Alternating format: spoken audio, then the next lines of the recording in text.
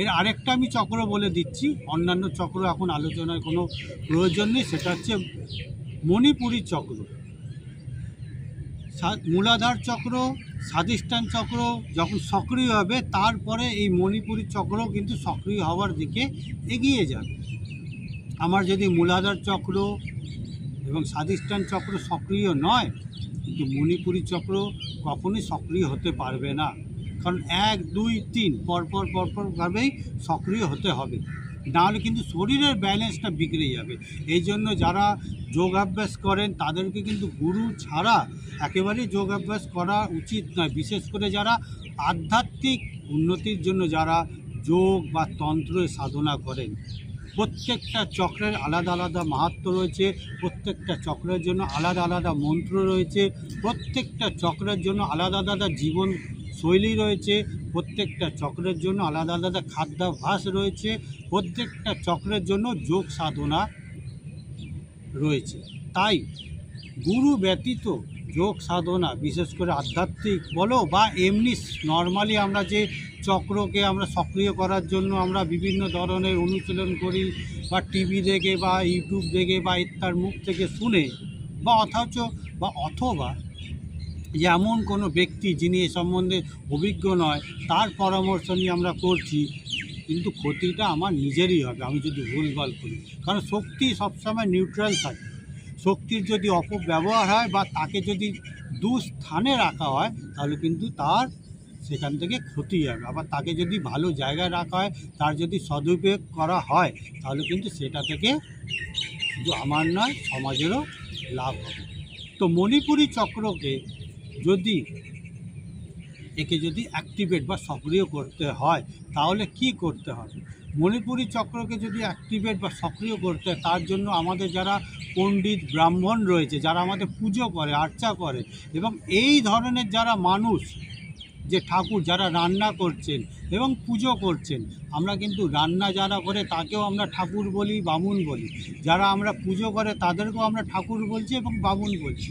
তাহলে এই যে বর্গ রয়েছে, যারা রান্না করছেন, যারা পুজো করছেন, যারা আমাদের বিয়ের জন্য যারা যে পণ্ডিত পুরোহিত ইত্যাদি আসেন, বা দুর্গা পুজো, কালী পুজো, লক্ষ্মী পুজো ইত্যাদি করার জন্য যারা পণ্ডিত ব্রাহ্মণ যারা করে থাকেন এই কাজগুলো, এমনকি যারা বিবাহে যারা রান্না করে থাকেন, এই সমস্ত ব্যক্তিদের কিন্তু আমাদের তাদের উপযুক্ত সম্মান, পারিশ্রমিক এবং দক্ষিণা, তার পাশাপাশি তাদেরকে সন্তুষ্ট করতে হবে।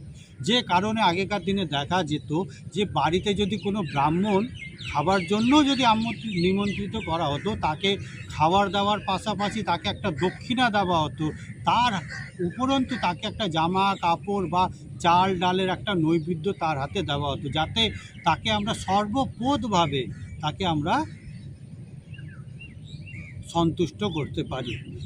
মণিপুরী চক্র যদি আমরা যদি সন্তুষ্ট করতে পারি বা সক্রিয় করে তুলতে পারি, তাহলে কিন্তু আমাদের এই যে হজমের সমস্যা, গ্যাস, অম্বল, অ্যাসিডিটি, সুগার ইত্যাদি যে সমস্যাগুলো রয়েছে, এই সমস্যা থেকে কিন্তু আমরা মুক্ত থাকতে পারব। আর মূলাধার চক্র যদি অ্যাক্টিভেট বা সক্রিয় থাকে, তাহলে কিন্তু আমরা সাংসারিক জীবনে হাইয়েস্ট লেভেলের আমরা সাফল্য লাভ করতে পারবো, আমরা যে প্রফেশনে থাকি না কেন। এই পশ্চিমে আজকে যে দেখা যাচ্ছে যে পশ্চিমের দেশগুলো এত উন্নতি করছে, রিসার্চ করলে দেখা যাবে যে তাদের মূলাধার, স্বাধিষ্ঠান এবং মণিপুরী চক্র হাইলি লেভেলে তাদের সক্রিয়। যদি মূলাধার, স্বাধিষ্ঠান এবং মণিপুরী চক্র যদি সক্রিয় না থাকে, তাহলে কিন্তু আমরা কখনোই সাংসারিক জীবনে সাফল্য লাভ করতে পারবো না। আমরা ওই কোনো মতে জীবন ধারণের জন্য আমরা কিন্তু ওই বেঁচে থাকি, জাস্ট আমাদের হয়ে যাচ্ছে, করে নিচ্ছি, মানে এই টাইপের একটা জীবন ধারণের মধ্যে, জীবনযাপনের মধ্যে দিয়ে আমাদের যেতে হবে। যে কারণে দেখা যাচ্ছে আজকে পশ্চিমা তাদের এই মূলাধার, স্বাধিষ্ঠান, মণিপুরী চক্র অ্যাক্টিভেট বলে তারা বিশ্বের অগ্রণী ভূমিকা পালন করছে। নব্য জিনিস তারা আবিষ্কার করছে, নতুন তারা থিওরি আমাদের সামনে তুলে ধরছে, নতুন জীবন দর্শন আমাদের মধ্যে তারা ছড়িয়ে দিচ্ছে। যাবতীয় আজকের দুনিয়াতে যা কিছু যে সভ্যতা গড়ে উঠেছে, আধুনিক সভ্যতা, যেটা আমাদের জীবনযাপনকে অত্যন্ত সহজ করে তুলেছে, সেটা হচ্ছে পশ্চিমারই দান। যে তারা কিন্তু আজকের যদি আমরা সিনেমাগুলো তাদের দেখি, তাহলে দেখা যায় যে তারা নিজেদের মা বাবাদের সাথে কতটা সম্মানের সাথে কথা বলে, তারা নিজের সন্তানের সাথে কতটা সম্মানের সাথে কথা বলে, তারা নিজের যে অধস্তন যারা কর্মীদের রয়েছে তাদের সাথে কতটা সম্মান করে। কিন্তু আমরা কিন্তু সব কিছুতে ট্রোল করি, মাকে নিয়ে ট্রোল করছি, বাবাকে নিয়ে ট্রোল করছি, শ্রাদ্ধ হচ্ছে সেখানে কেউ শ্রাদ্ধ করছে তাকে নিয়ে ট্রোল করছি, তর্পণ করতে আছে সেখানে আমরা ট্রোল করছি, মাকে বিভিন্ন মাতৃস্থানীয়দের আমরা ট্রোল করছি, অবজ্ঞা করছি, গালাগালি দিচ্ছি, অসম্মান করছি, এবং ব্রাহ্মণ পণ্ডিতদের সব সময় আমরা অসম্মান করছি, তাদেরকে ট্রোল করছি ইত্যাদি আমরা করছি। যার ফলে কিন্তু ভারতবর্ষ আজকে পিছনের দিক থেকে তারা পিছিয়ে যাচ্ছে। আর ব্যক্তিগত জীবনে আমরা প্রত্যেকে একটা অভাবের মধ্যে দিয়ে চলছি, জ্বালা যন্ত্রণা তার বহিঃপ্রকাশ আমরা ঘটছি। কোনো একটা কারণ ঘটলেই তার উপরে আমরা ঝাঁপিয়ে পড়ছি, তাকে নিয়ে আমরা শয়ে শয়ে হাজারো হাজারো ভিডিও করছি, তাকে বুলিং করে তাকে ট্রোল করে আমরা আনন্দ উপভোগ করছি।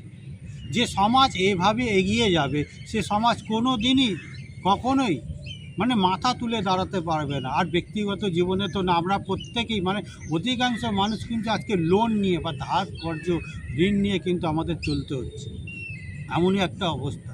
তো যদি সাংসারিক জীবনে যদি আমাদের সাফল্য লাভ করতে হয়, তাহলে মূলাধার, স্বাধিষ্ঠান এবং মণিপুরী চক্রকে কীভাবে সক্রিয় করতে হবে, কেমনতর হবে আমাদের জীবনযাপন, সেসব নিয়ে আমি বিস্তারিত আলোচনা করব। আশা করি আপনারা এটা নিয়ে ভাবনা চিন্তা করবেন এবং নিজের জীবন এগুলোকে যদি আপনারা ধারণ করেন, 6 মাস থেকে 1 বছরের মধ্যে কিন্তু আপনারা সততই এর যে ফলাফল আপনারা বুঝতে পারবেন।